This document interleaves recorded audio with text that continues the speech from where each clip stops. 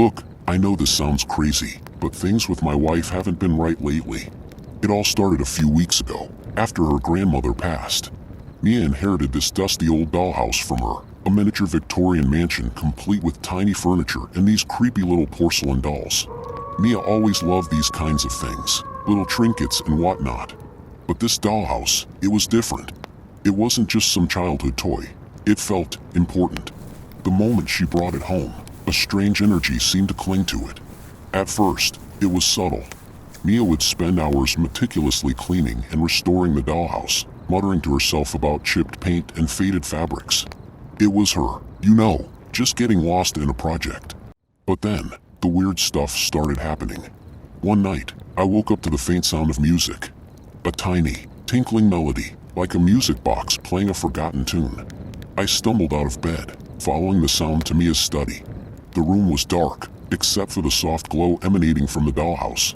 And there, nestled in the tiny living room, a miniature grand piano was playing. On its own. The tiny pianist, a porcelain man with a meticulously painted mustache, sat rigid on the stool, his keys tinkling away. Mia was nowhere to be seen. When I flicked on the light, the music box stopped abruptly, the miniature pianist frozen mid-keystroke. Mia stumbled in, blinking sleepily. "What's going on?" she mumbled, her eyes glazed over. I pointed at the dollhouse, my voice a hoarse whisper. "Did you see that?" She looked at the dollhouse, then back at me, a frown creasing her forehead. "See what?" "It's just a dollhouse, honey. You must be dreaming." The next day, the tiny piano remained still, but the feeling of unease lingered. Then came the whispers. Faint murmurs, like voices carried on the wind, seemed to emanate from the dollhouse whenever Mia was around. At first, I thought I was imagining it, the stress getting to me. But then, I heard them too. They were indistinguishable, a jumble of words in a language I couldn't understand. Mia swore she heard them as well, a worried crease appearing between her brows. We tried recording the whispers, but the tapes came out blank. The dollhouse, when viewed by anyone else, seemed perfectly normal. The more time Mia spent with the dollhouse, the stranger she became.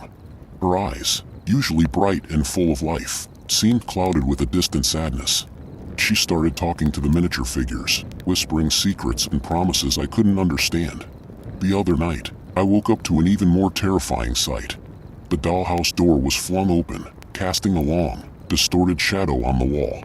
Inside, the miniature furniture was overturned, the tiny people scattered on the floor.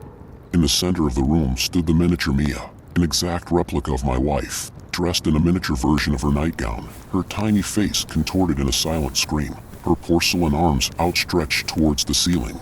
A wave of terror washed over me. I grabbed Mia's shoulder, shaking her awake. She bolted upright, gasping for breath. "What's wrong?"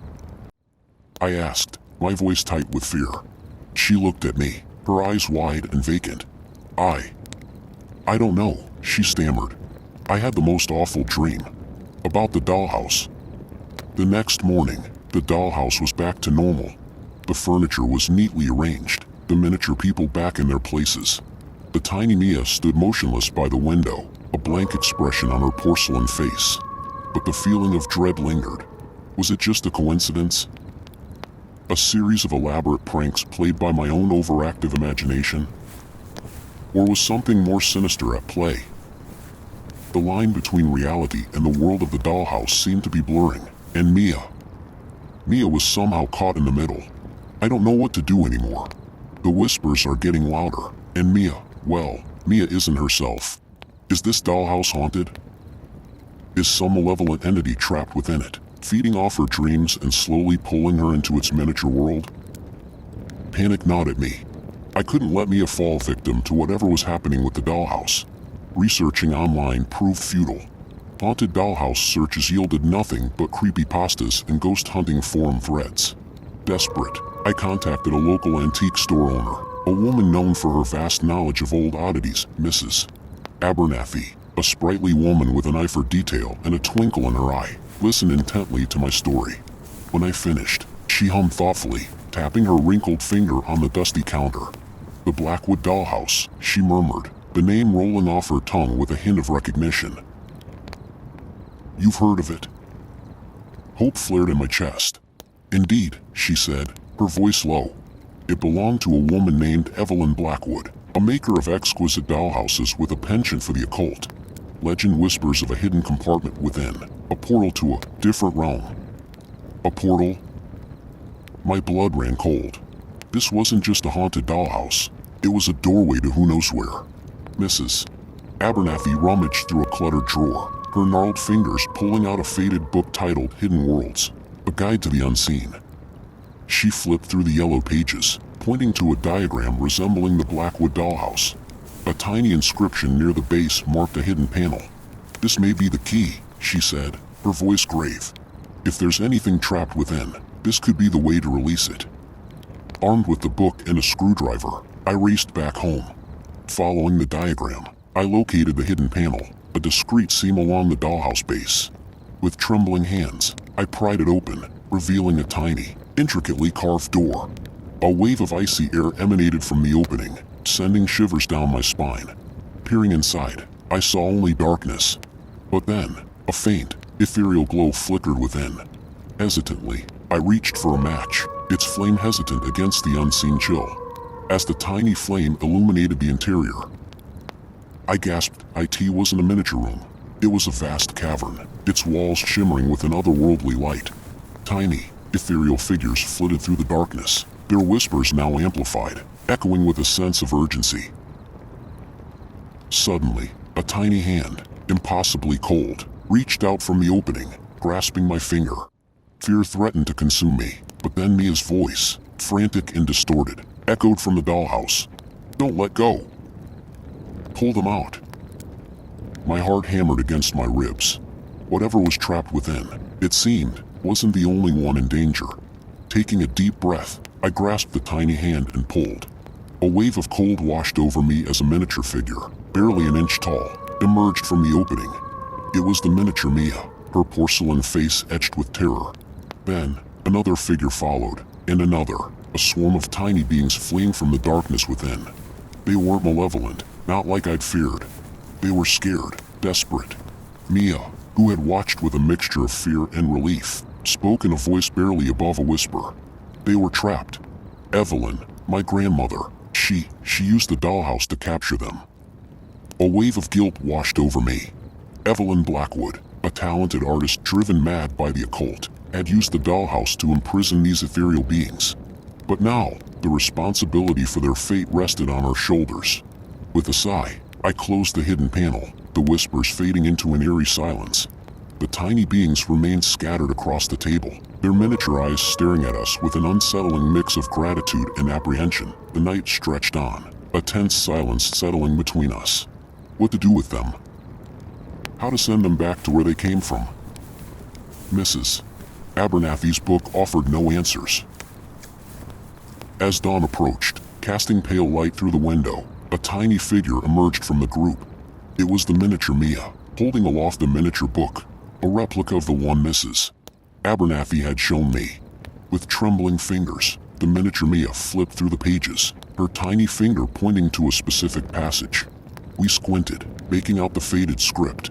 It was a ritual, an intricate set of instructions written in an archaic language. Hope flickered once more. Perhaps this was the answer. Perhaps, by performing the ritual, we could send these lost beings back to their world and mend the breach Evelyn had created. The following days were a blur of research and preparation. With the help of Mrs. Abernathy, who translated the archaic language and procured the necessary ingredients, moonstones, lavender incense, and a single raven feather, we transformed Mia's study into a makeshift portal. The night of the ritual arrived, a night steeped in nervous anticipation. The miniature figures huddled together on the table, their tiny eyes reflecting the flickering candlelight. Mia, pale but determined, held the miniature book, reciting the translated ritual in a clear, steady voice. The air crackled with unseen energy as we completed the final steps, scattering the moonstone dust, burning the lavender incense, and placing the raven feather at the base of the dollhouse. A blinding white light erupted from the hidden compartment, engulfing the miniature figures in its glow. There were gasps, a flurry of movement, and then silence. When the light subsided, the tiny figures were gone. An exhausted silence descended upon the room. We had done it. We had freed the trapped beings and, hopefully, closed the portal between their world and ours. The experience left an indelible mark on us. The Blackwood dollhouse now sat nestled on a shelf in a glass case, a silent reminder of the hidden world that brushed against ours. Mia no longer spent hours lost in its miniature world, but a newfound respect for the unseen resonated in her eyes. However, the whispers hadn't entirely ceased.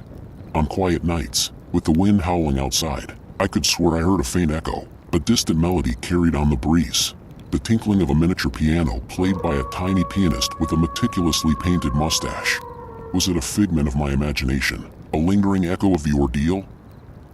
Or was it a message, a silent thank you from the beings we had freed, reminding us that the veil between worlds is thinner than we think? The question lingered, a chilling reminder that the line between reality and the unseen can be easily blurred, and sometimes, the things that go bump in the night are more lost than malevolent, waiting for a helping hand to guide them back home.